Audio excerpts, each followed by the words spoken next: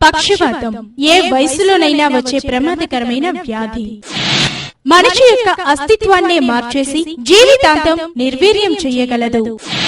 అదృష్టవశాత్తు పక్షవాతానికి నిర్దిష్టమైన చికిత్స మరియు నివారణ ఉన్నాయి. అవగాహన లోపం వల్ల చాలా మంది ఈ వ్యాధి బారిన పడుతున్నారు.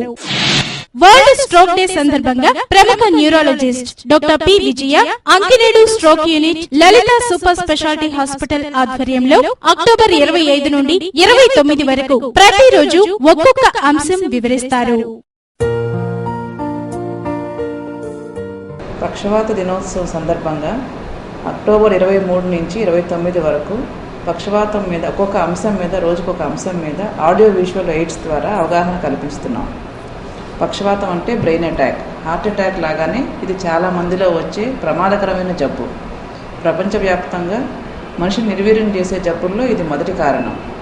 అలాగే వరల్డ్ హెల్త్ ఆర్గనైజేషన్ వాళ్ళు ప్రతి సంవత్సరం 60 లక్షల మందికి పైగా పక్షవాతం మూలంగా చనిపోతున్నారని ప్రకటించారు. మన దేశంలో కూడా ఈ పరిస్థితి చాలా ఎక్కువగానే ఉన్నది. ఒక అంచనా ప్రకారం ప్రతి నిమిషానికి ఒకళ్ళు ఈ పక్షవాత బారిన పడుతుండగా ప్రతి 3 నిమిషాలకు ఒకళ్ళు దీని మూలంగా చనిపోతున్నారు.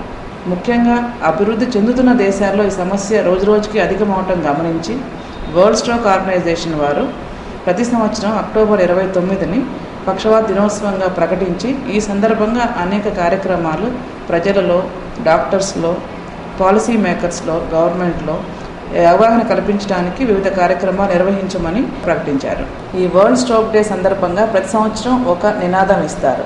ఈ సంవత్సరం సందేశం ఏంటంటే stroke what can I do అంటే దీని అర్థం ప్రతివారు ఈ పక్షవాత నియంత్రణలో పాలు పంచుకోవాలని పిలుపునిచ్చారు.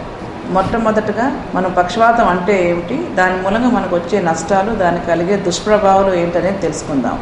పక్షవాతం అంటే బ్రెయిన్ అటాక్. ఇది మెదడులో జరుగుతుంది. మెదడుకి వెళ్ళే రక్త ప్రసారంలో తేడాల మూలంగా రావచ్చు. ఇది ముఖ్యంగా 2 రకాలు. ఇస్కీమిక్ స్ట్రోక్ 85% మందిలో ఈ రకంగా వస్తుంది. మెదడుకి వెళ్ళే రక్తనాళాల్లో బ్లాక్ ఏర్పడి ఆ క్లాట్ రక్త ప్రసారం నిలిపివేయటం మూలంగా వస్తుంది. 2వ రకమైన పక్షవాతం హెమరేజిక్ స్ట్రోక్ అంటారు. ఈ హెమరేజిక్ స్ట్రోక్లో నరాలు చిట్లి ఆ కణాలు దెబ్బతింటాయి. ఇస్కీమిక్ స్ట్రోక్ మళ్ళీ 2 రకాలుగా రావచ్చు. థ్రాంబోటిక్ స్ట్రోక్ అంటే మెదడులో రక్త ప్రసారణ ఆ రక్తనాళమే పుడుకుపోవటం మొదలవుతుంది.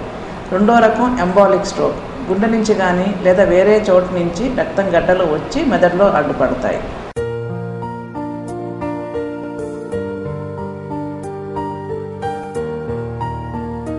ఈ 2 రకాలు కూడా ఒకటే రకమైన లక్షణాలు కలిగి ఉంటాయి. పక్షవాత దుష్ప్రభావాలు మనకు తెలియాలంటే మెదడు యొక్క పనులు తెలియాలి. మెదడు మనం చేసే అన్ని పనులని, ఉదాహరణ నడవటం, మాట్లాడటం, డ్యాన్స్ చేయటం, పాట పాడటం, ఆలోచించటం వంటి అన్ని పనులని నియంత్రిస్తుంది. అలాగే మనకు వచ్చే ఎమోషన్స్, మన స్వభావాన్ని కూడా అదే కంట్రోల్ చేస్తుంది. పక్షవాతం ఏ భాగంలో వస్తుంది అనే దాని మీద దాని లక్షణాలు ఆధారపడి ఉంటాయి. ఉదాహరణ, మెదడులో పెద్ద మెదడు ఉంటుంది, చిన్న మెదడు ఉంటుంది, సెరిబెల్లం అని ఉంటుంది. దాని యొక్క భాగాన్ని బట్టి ఆ లక్షణాలు ఉంటాయి. మెదడులో కుడి భాగం ఎడం వైపుని, ఎడం భాగం కుడివైపుని నియంత్రిస్తాయి. కుడివైపు మెదడులో పక్షవాతం వస్తే ఎడం చేయి కాలు చచ్చుబడిపోతుంది. అలాగే ఎడంవైపు మెదడులో పక్షవాతం వస్తే కుడి చేయి కాలు చచ్చుబడిపోవడమే కాకుండా మాట కూడా పోవచ్చు. చిన్న మెదడు పక్షవాతం సెరిబెల్లార్ స్ట్రోక్లో విపరీతమైన వాంతులు, తలనొప్పి, నడవలేకపోవచ్చు. చిన్న మెదడు పక్షవాతంలో 2వ రకం బ్రెయిన్ స్టెమ్ స్ట్రోక్ అంటారు. ఈ బ్రెయిన్ స్టెమ్ స్ట్రోకే అన్ని రకాల్లోకి తీవ్రమైనది.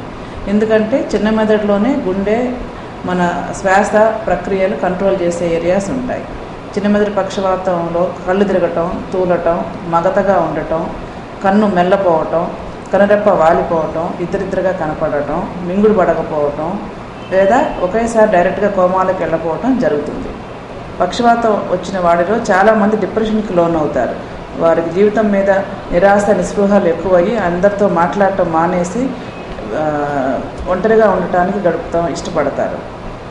ఇంకో అంశం తెలుసుకున్నది ఏంటంటే సైలెంట్ స్ట్రోక్స్ అంటే బయటకు కనపడకుండా వచ్చే పక్షవాతాలు కూడా చాలా కామన్.